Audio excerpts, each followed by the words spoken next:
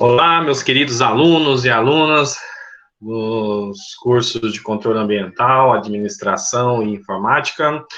Bom, nessa nova etapa do RED, eu optei por deixar o material em PDF, nas pastas do Google Drive, como vocês observaram, e fiz alguns pequenos vídeos curtinhos com a explicação do nosso conteúdo. Bom, uma vez que esse conteúdo agora é um conteúdo novo que a gente vai entrar para fazer essa reposição do mês de abril, eu achei pertinente a gente fazer algumas videoaulas para explicar um pouquinho do conteúdo. Bom, mas vamos lá então.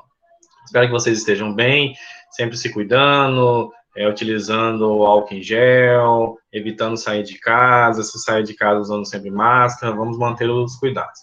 Bom, pessoal, vamos lá. Nessa nossa primeira aula, da segunda etapa do RED, a gente vai entrar num conteúdo novo agora, certo? Esse conteúdo agora é explicando a matéria e suas transformações. Então, como nós já vimos em revisões anteriores, a química, ela estuda a transformação da matéria, certo? Então, tudo aquilo que ocorre, uma transformação, é chamado de química, certo? Então, por exemplo, uma transformação física é algo que não muda a matéria. Então, por exemplo, se eu pegar uma folha de papel, aqui, somente amassar ela, isso é uma transformação física. Se eu pegar um isqueiro e colocar um fogo nessa folha de papel, agora já vai ser uma transformação química, porque a cinza ela não vai voltar a ser o papel, certo?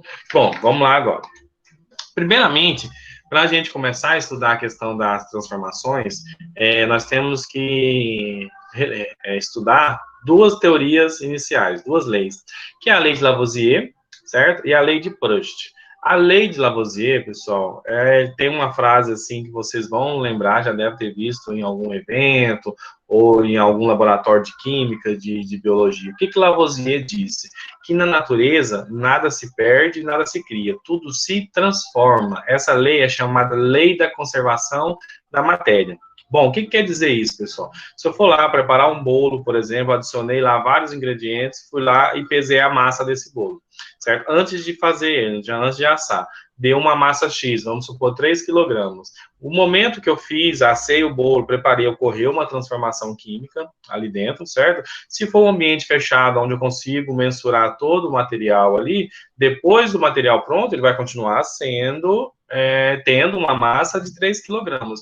Então, a matéria, após uma reação química, ela não se perde, certo? Então, ela não é possível perder. Então, a grande frase famosa, né, que nós vimos aí, na natureza, nada se perde, nada se cria.